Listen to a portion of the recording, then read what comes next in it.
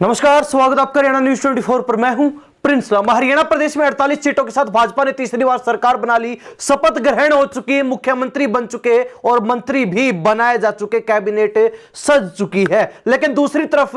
कांग्रेस, जिसको लगातार तीसरी बार हरियाणा प्रदेश में करारी हार का सामना करना पड़ा, यानी कि भाजपा ने जीत की हैट्रिक लगाई तो कांग्रेस ने हरियाणा प्रदेश में हार की हैट्रिक लगा दी और उसके बाद हार का पूरा ठीकरा ईवीएम के ऊपर फोड़ दिया। लेकिन कांग्रेस ने हरियाणा प्रदेश में इतनी लहर के बावजूद भी, कांग्रेस कितने जबरदस्त माहौल के बावजूद भी मिली करारी हार को देखते हुए एक फैक्ट फाइंडिंग कमेटी गठित की थी, जिसका काम हरियाणा प्रदेश पहुंचकर और हारे हुए प्रत्याशियों से चुनावी हार के कारण जानना था। और आप हैरान रह जाएंगे सुनकर कि उन कारणों का खुलासा हो गया है और उन प्रत्याशियों ने खुलासा कर दिया है कि आखिर कांग्रेस हरियाणा प्रदेश में हारी क्यों थी। कांग्रेस की फैक्ट फाइंडिंग कमेटी हरियाणा प्रदेश के 53 हारे हुए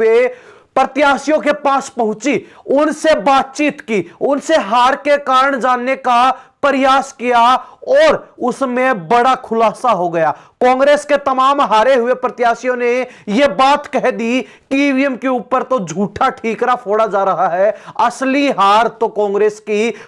के नेताओं ने ही करवाई है, कांग्रेस के नेताओं का ही इस हार में हाथ रहा है। यानी कि तमाम प्रत्याशियों ने, जो कांग्रेस के 53 हारे हुए प्रत्याशी हैं, उन्होंने खुलासा कर दिया कि ईवीएम में कोई गड़बड़ नहीं हुई, बल्कि गड़बड़ कांग्रेस पार्टी के नेताओं में थी, जिन्होंने अपनी ही पार्टी को, अपने ही प्रत्याशियों को भीतर घात करते हुए हराने का काम किया है। और हरियाणा प्रदेश में गुटबाजी एक बार फिर हरियाणा में कांग्रेस के चुनाव के ऊपर हावी हो गई, भारी पड़ गई और उसी का नतीजा यह रहा कि जबरदस्त लहर, जबरदस्त माहौल और आंधी के बीच भी कांग्रेस चुनाव हार गई। कांग्रेस जीत दर्ज नहीं कर पाई, सत्ता में वापसी नहीं कर पाई। अब आपको बारी बारी बताते हैं कि जो 53 हारे हुए कांग्रेस के प्रत्याशी हैं, उन्होंने क्या क्या खुलासे किए हैं, कौन कौन से वो कारण बताए हैं जिनके चलते कांग्रेस की हरियाणा प्रदेश में चुनावी हार हुई है। तो वही कौन कौन से नेताओं के ऊपर अब तलवार लटक चुकी है, कौन कौन से वो नेता हैं, कौन कौन से वो हरियाणा कांग्रेस के बड़े चेहरे हैं, बड़े जो है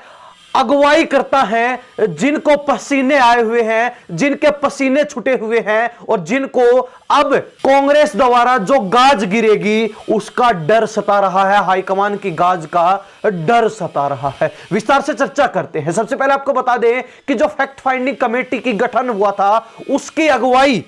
छत्तीसगढ़ के पूर्व सीएम भूपेश बघेल और हरियाणा और राजस्थान से कांग्रेस विधायक हरीश चौधरी कर रहे थे। दोनों नेताओं के द्वारा अपनी फैक्ट फाइंडिंग कमेटी के तहत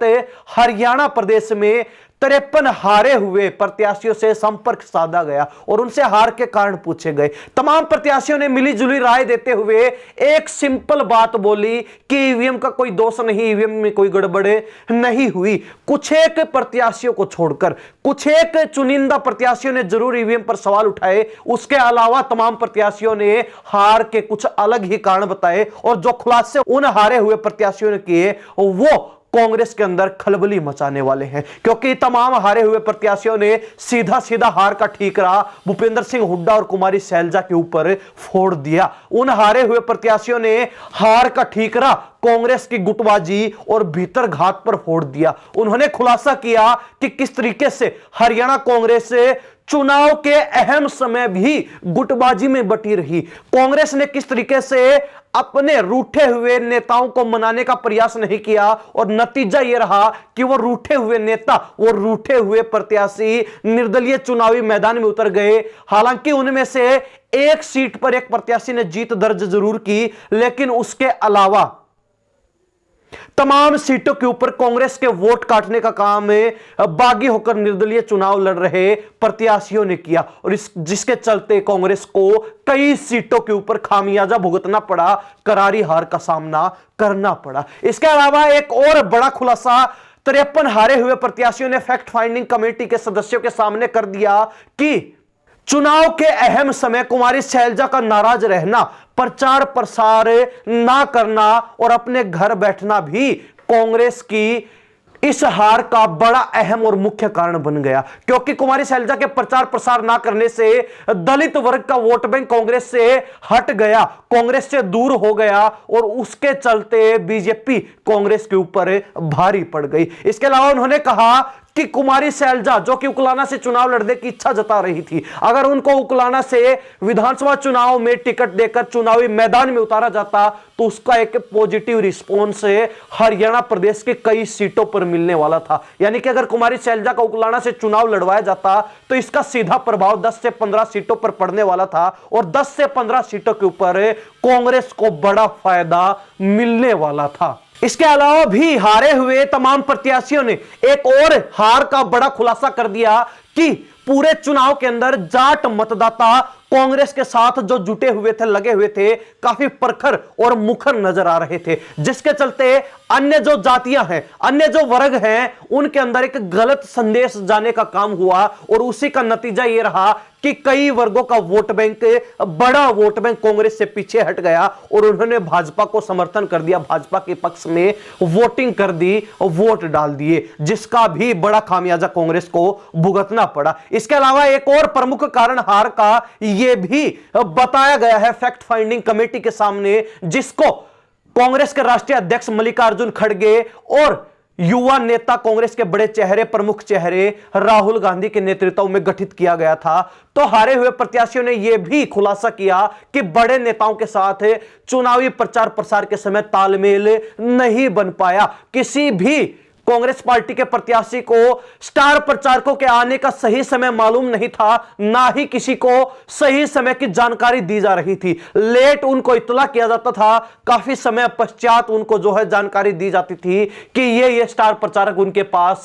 पहुंच रहे हैं, जिसके चलते भी चुनाव के ऊपर काफी गहरा और बुरा प्रभाव पड़ा। चुनाव मैनेजमेंट करने में सभी प्रत्याशी नाकाम रहे और उसके चलते बीजेपी जैसी संगठित पार्टी के सामने उनको हार का सामना करना पड़ा है। यानी कि जो कांग्रेस हरियाणा प्रदेश में चुनावी हार के बाद ईवीएम पर लगातार हार का ठीकरा फोड़ती हुई नजर आ रही थी, अब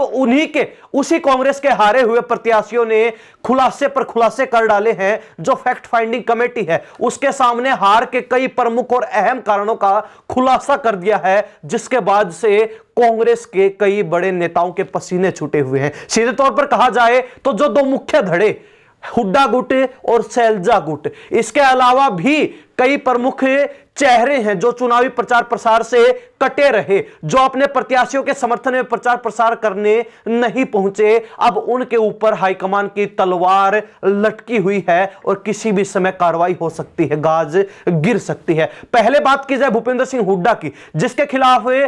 कुमारी शैलजा का धड़ा जो है मजबूती से प्रखर है, मुखर है और लगातार हाईकमान से हुड्डा गुट पर कार्रवाई की मांग कर रहा है, क्योंकि भूपेंद्र सिंह हुड्डा अपना आखिरी चुनाव बताकर, अपनी आखिरी लड़ाई बताकर इस चुनाव को अपने चेहरे पर लड़ रहे थे, कांग्रेस पार्टी के चुनाव की अगुवाई कर रहे थे, लेकिन जीत दिलाने में तीसरी बार नाकामयाब रहे। हार की हैट्रिक भूपेंद्र सिंह हुड्डा ने अपनी अगुवाई में हरियाणा कांग्रेस की लगवा दी, जिसके बाद से शैलजा गुट को मौका मिल गया और मौके पर चौका मारते हुए शैलजा गुट भूपेंद्र सिंह हुड्डा और हुड्डा गुट पर हावी नजर आ रहा है पिछले कुछ समय से और लगातार हुड्डा गुट के ऊपर कार्रवाई की मांग की जा रही है। ऐसे में भूपेंद्र सिंह हुड्डा, जिनको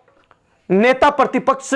बनने पर भी काफी मुश्किलें आ रही हैं, उनके रास्ते में शैलजा गुट नामक एक बड़ी बाधा खड़ी है। तो वही प्रदेश अध्यक्ष उदय भान, जो कि हुड्डा के खास हैं और हुड्डा के चलते ही उनको प्रदेश अध्यक्ष बनाया गया था, उनकी कुर्सी पर भी, उनके पद पर भी फिलहाल तलवार लटकी हुई है, किसी भी समय उनको भी हटाया जा सकता, उनकी छुट्टी की जा सकती है। ऐसा राजनीतिक गलियारों में संभावनाएं लगाई जा रही हैं, चर्चाएं चल रही हैं। इसके अलावा दूसरा जो प्रमुख धड़ा है शैलजा गुट, उसको भी अब